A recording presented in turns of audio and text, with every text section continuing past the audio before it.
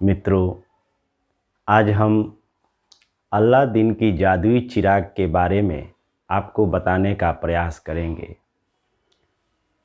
आपने सुना होगा, अलादीन के पास एक जादुई चिराग रहता है। उस चिराग को जब घसता है तो उससे एक जिन प्रकट होता है और वह जिन बहुत ही शक्तिशाली होता है।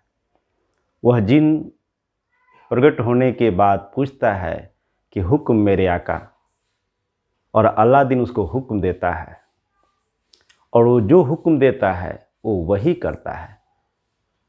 वो कहता है कि हमारे लिए महल बनवा दो, तो महल बनवा देता है।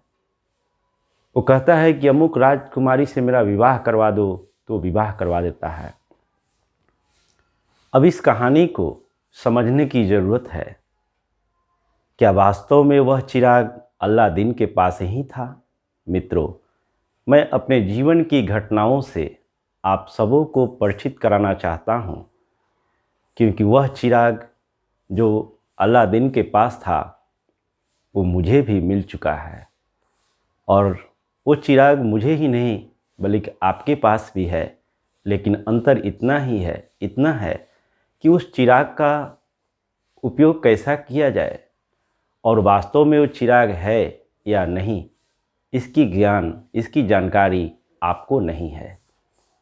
और इस आज के वीडियो से हम आप सबों को यही बताने का प्रयास करेंगे कि किस तरह से उस चिराग का उपयोग किया जाए।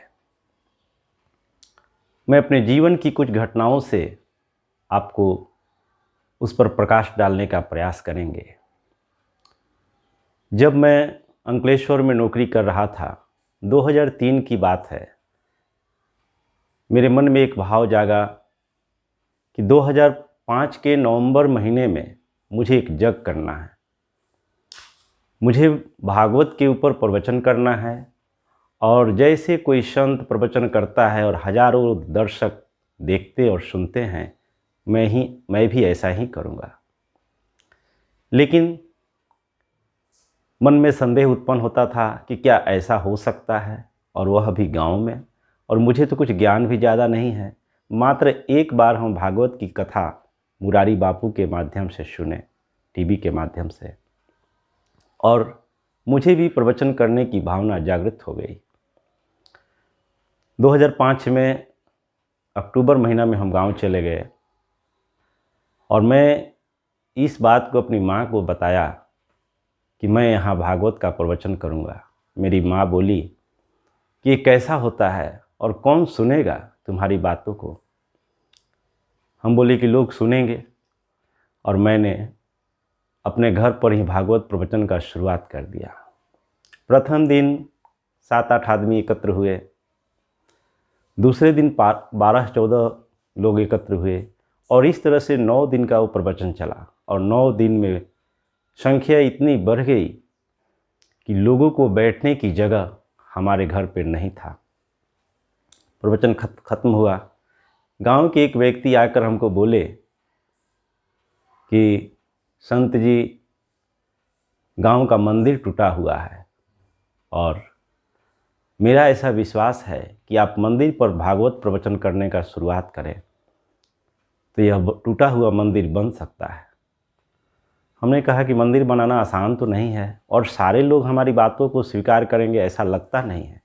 लेकिन उस बुजुर्ग व्यक्ति ने हमको ये सलाह दिया कि मुझे विश्वास है आपके ऊपर दैवीय शक्ति है, लोगों में आपके प्रति आकर्षण है, आप वहाँ प्रवचन करना शुरू करें। उनके परामर्श से हमने वहाँ प्रवचन आरंभ कर दिया। प्रथम दिन मात्र 5 से 7 लोग ही बैठे थे। दूसरे दिन हम उस मंदिर को बनाने के लिए लोगों से परामर्श करने लगे, चंदा का मांग करने लगे। उसमें कई आदमी कमेंट किए कि बड़े बड़े लोग जब हार गए तो आपसे अब मंदिर बनेगा। उसी दिन हमने संकल्प किया और कहा कि मुझे अपने विचार पर, दैवीय शक्ति पर इतनी भरोसा है कि यह मंदिर बनेगा, और आज से मैं कहीं किसी के पास मांगने नहीं जाऊंगा, और मुझे विश्वास है कि यहाँ पैसों की बरसात होगी। और मित्रों, ऐसा ही हुआ। एक समय आया जब वहाँ पे इतना पैसा आने लगा कि लिखने वाला भी लिखना बंद कर सिर्फ लेना ही आरंभ कर दिया। मंदिर बना, मुझे हाथी पर बिठाया गया और हजारों लोग जय जयकार करते हुए हमारे जुलूस निकाले।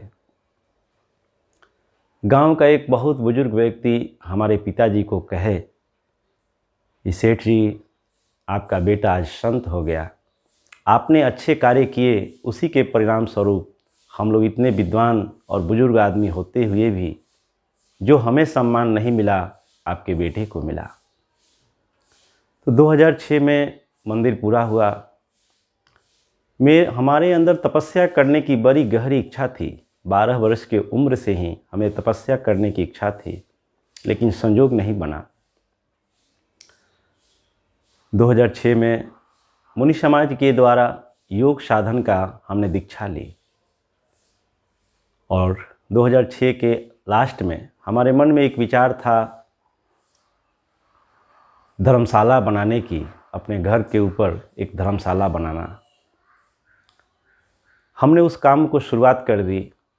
पैसे तो हमारे पास नहीं थे, लेकिन संकल्प था, मुझे विश्वास था और अनेक बाधाएं आई और वो धर्मशाला भी बनकर तैयार हो गया। क्योंकि हमारे अंदर ये भावना रही कि हमें ये काम करना है जिससे दूसरों को सुख पहुँचे। दूसरों को सुख और सुविधा को नज़र में रखते हुए हमने काम करना शुरू किया और वह छोटा सा धर्मशाला भी तैयार हो गया। अब हमारी इच्छा थी कि हम तपस्या करें, कोई ऐसा जगह मिल जाए, कोई ऐसा व्यक्ति मिल जाए जो हमें समझे, हमें मदद करे और हम तपस्या कर सकें। एक बिजनेसमैन से हमारा संपर्क हुआ जो हमसे बहुत प्रभावित हुए, हरे राम भाई उनका नाम है। उन्होंने कहा कि संत जी, आपको अगर तपस्या करना है तो आप कोई उपयुक्त स्थान का चुनाव करें और जो खर्च लगेगा हम आपको देने के लिए तैयार हैं। संयोग से उड़ीसा के एक मित्र से हमारा परिचय हुआ और हमने अपना विचार उनके समक्ष रखा कि मैं कोई ऐसे स्थान पर तपस्या करना चाहता हूँ जहाँ कोई व्यक्ति 2 वक्त का रोटी हमको दे दे और मैं सिर्फ तपस्या करूँ। इस बात को स्वीकार किए और हम उड़ीसा 2007 के अक्टूबर महीने में चले गए। वहाँ हमने तपस्या आरंभ कर दी। उड़ीसा के बालेश्वर डिस्ट्रिक्ट में जलेश्वर स्थित एक छोटा सा आश्रम जो हमें बहुत पसंद आया, नदी के किनारे, सुधांशु प्रधान और वहाँ के स्थानीय मुनियों से निर्मित वह आश्रम, वहाँ पे हम साधना शुरू कर दिए। 8 से 10 घंटा प्रतिदिन हम ध्यान करते। उन लोगों का भी सहयोग मिलने लगा। दो बार 6-6 महीना करके और 2 बार 1-1 महीना करके, इस तरह 14 महीने की साधना हमने वहाँ की। फिर विपश्यना मेडिटेशन से संपर्क हुआ और वहाँ पे हमने साधना आरंभ कर दी। 2010 में हम अपने मित्र से कहे कि हरे राम भाई, मुझे लगता है कि मेरी तपस्या पूरी होने में समय लगेगी और परिवार से ज़्यादा समय दूर रहना उचित नहीं है। मैं चाहता हूँ कि गांव में ही एक छोटा आश्रम बनाऊँ और अपने दुकान पे 8 घंटा काम करूँ, 8 घंटा ध्यान करूँ और 8 घंटा विश्राम करूँ। बोले कि क्या ऐसा संभव हो सकता है? हम बोले चाहेंगे तो होगा। उनके सहयोग से हमने आश्रम बनाना शुरू किया। 2010 में आश्रम की शुरुआत हुई और अनेक मुनि मित्रों ने सहयोग किया और वह छोटा सा आश्रम तैयार हुआ। हमारी साधना तपस्या प्रतिदिन 8 से 12 घंटे की थी, आगे चलकर 8 से 13 घंटा हो गया। एक ध्यान की एक ऐसी अवस्था आई जिस स्थिति में मैं एक बार बैठता था, दिन में 1:30 बजे बैठते थे तो रात्रि 9 बजे ही उठते थे। उसको अधिष्ठान कहते हैं। यानी एक बार जो साधक बैठ गया, वो यह अधिष्ठान लेकर के बैठता है कि जितना टाइम निश्चित है अब उसी टाइम में उठेंगे, चाहे कुछ भी हो जाए। अधिष्ठान का बहुत बड़ी महत्व है। तो अधिष्ठान रखे और तपस्या में हमने ये अनुभव किया जैसे मेरा एक जीवन ही बदल गया। मुझे एक नया जीवन मिला, एक नया जन्म हो गया, ऐसा हमें अनुभूति हुई। तो इस तरह से प्रक्रिया हमारे जीवन में आते रहा। 2012 में हमारी माँ की मृत्यु हो गई। जब हमारी माँ की मृत्यु हुई तो हमारे पड़ोस की एक भाभी हमसे आकर बोली कि संत जी, आप तो बहुत ऐश करते हैं, आश्रम में जाकर सोते हैं, अब आपकी माँ की मृत्यु हो गई, अब आपको समझ में आएगा। हमने कहा कि भाभी, हमें तो कुछ भी समझ में नहीं आएगा, लेकिन एक बात का अफसोस है, माँ के मरने से हमने उन्हें ध्यान करने के लिए बोले थे कि भाई तुम्हें ध्यान करने के लिए सेंटर में ले चलेंगे, बस वही काम नहीं हुआ। बाकी मुझे माँ के मरने से दूसरा कोई दुख नहीं है। बोले अभी तक जो आप ऐश कर रहे थे ये तो अब नहीं होगा। हम बोले आपको पता ही नहीं है, मेरे जीवन में जो कुछ होगा वो मेरे अपने सोच के अनुसार ही होगा। मेरी तपस्या में बाधा नहीं पड़ सकती है, मुझे धर्म पर इतना अटूट विश्वास है।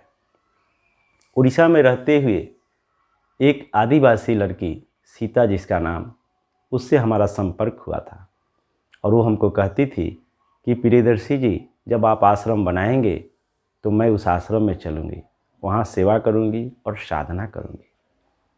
तो मुझे याद आया और सीता बहन से हमने संपर्क किया। हमने कहा कि बहन, मुझे आपकी सेवा की ज़रूरत है, मेरी तपस्या अधूरी है और अगर आप आ जाएं तो घर का काम देखभाल कर लेंगी और इस तरह मेरी साधना में बाधा नहीं पड़ेगी। सीता बहन मेरे बात को स्वीकार की और वो मेरे घर पे आ गई। घर पे आकर घर का सारा काम भी करती थी, दुकान भी देखती थी और मेरी साधना उसी तरह चल रही थी। अब और साधना बढ़ गया क्योंकि सीता का सहयोग मिला। सीता बहन के आने पर गांव में हड़कंप जैसा मच गया। कई लोगों के मन में ऐसा विचार हुआ कि लगता है कि ये संत कोई शादी कर लिया। एक व्यक्ति आए हमारे पास और उन्होंने कहा कि संत जी, आपको ये शोभा नहीं देता है। हमने पूछा कि क्यों, क्या हुआ? बोले आपकी पत्नी है और फिर भी आप दूसरी शादी कर लिए। मैं बोला किसने कहा कि हमने शादी किया? लोगों की अपनी भावना। बोले कि नहीं, आप कहें न कहें लेकिन आपने तो एक लड़की को लाया है। हमने कहा कि आप मेरी पत्नी को देखिए और उसे देखिए। मेरी पत्नी सुंदर भी है, सुशील भी है और सेवा भावी है। हमें क्या ज़रूरत है दूसरा शादी करने की? अरे वो एक बहन है, मैं उसे लाया हूँ अपनी साधना में सहयोग करने के लिए। लोग विश्वास नहीं करते हैं। हम बोले कि भाई सच्चाई तो सच्चाई है, एक न एक दिन वह आपके सामने आ ही जाएगा। तो उनके रहने से हमारी साधना बढ़ती रही और जीवन में जो कुछ भी हम सोचे वो सब पूरा होते रहा। हमारे मन में एक भाव था कि कोई एक ऐसा मित्र मिले जो हमें समझ सके और हमारी साधना और सेवा में सहायता करे, ताकि मैं संसार में निर्विघ्न रूप से समाज को कुछ दे सकूं। एक डॉक्टर मित्र से हमारी मुलाकात हुई और वो हमसे प्रभावित हुए। उन्हें योग और ध्यान की विद्या हमने सिखाया और उससे उनके जीवन में बहुत लाभ हुआ। इतना लाभ उनके जीवन में हुआ कि उन्होंने कहा कि प्रियदर्शी जी, आपके परिवार के भरण पोषण, बच्चे की पढ़ाई और शादी में जो भी खर्च होगा वो सब हम देने के लिए तैयार हैं। आप केवल ध्यान करें और लोगों में यह ज्ञान का प्रचार करें। इस तरह से जीवन में अनेक घटनाएं घटती रही। फिर 2018 में भाई की तरफ से मैसेज आया कि भैया आप सूरत चले आएँ, यहाँ पे हम एक बिजनेस शुरू कर रहे हैं और उसमें आपकी सहयोग की ज़रूरत है। हम सोच में पड़ गए क्योंकि अब तो हमारे पास किसी चीज़ की अभाव नहीं। डॉक्टर मित्र का साथ होना एक बहुत बड़ी प्रकृति का उपहार। जिस रात हम लोग ये संदेश आया और हमारे डॉक्टर मित्र बोले कि क्या आप जाना चाहते हैं, हमने कहा कि इसका निर्णय हम धर्म पर छोड़ते हैं। उस रात हम पूरी तरह हम और डॉक्टर मित्र सो नहीं पाए, क्योंकि उनकी इच्छा नहीं थी कि मैं फिर से गुजरात जाऊं। लेकिन हमने कहा कि आपको पता नहीं है, मुझे इतना ज्ञान है कि मेरे पूर्व जन्मों के अनेक ऐसे मित्र हैं जो कहीं कहीं पर हैं, और धीरे धीरे उन सब से मिलना है, और उन सब से मिलने के बाद एक महान कार्य होने वाला है। 2018 में हम सूरत चले आए, यहाँ भाई के साथ काम करने लगे। भाई जिस फैक्ट्री में काम करता है, फैक्ट्री के ऑनर का उनके ऊपर विश्वास, अभी फ़िलहाल भाई के मन में घर बनाने का विचार हुआ। हम लोग घर को तोड़ते समय ही हमने निर्णय कर लिया कि इस घर को 3 मंजिला ही बनाना है, क्योंकि सेवा की भावना हमारे अंदर बचपन से ही रहा। तो हम सोचते थे कि नीचे के फ्लोर बिल्कुल खाली रहेगा और ऊपर 2 फ्लोर पर रेसिडेंशियल बनाएंगे। लेकिन भाई का टारगेट था कि 15 से 16 लाख रुपया ही खर्च करना है। लेकिन मेरे विचार और विश्वास, प्रकृति उसके अनुसार काम की, और उस मकान को बनाने में लगभग 50 लाख रुपया खर्च हुआ। फैक्ट्री के मालिक सहयोग किए, उनकी सहयोग से के प्रति हम सदैव कृतज्ञता का भाव रखते हैं। मित्रों, अपने जीवन में घटी हुई घटनाओं का जिक्र करने के पीछे एक ही कारण है कि इस जीवन में हमने जो कुछ भी सोचा वो सब कुछ मिला, और मिलने के पीछे एक ही रीज़न है, हमारा विश्वास, सेवा करने की भावना। हम जहाँ भी गए लोगों का सहायता करने का प्रयास किए, सेवा करने का प्रयास किए। हम जिस जगह पे गए पेड़ पौधा लगाने का प्रयास किए, फूल पौधा लगाए, और लोगों के दिल को हमने जीता। तो वह चिराग की बात जो हमने कही थी कि अल्लाह दिन के पास एक ऐसा चिराग था जिसको घिसता था और उससे एक जिन प्रकट होता था, और वो कहता था कि हुक्म मेरे आका, और अल्लादीन उसे जो आज्ञा देता था वो पूरा करता था।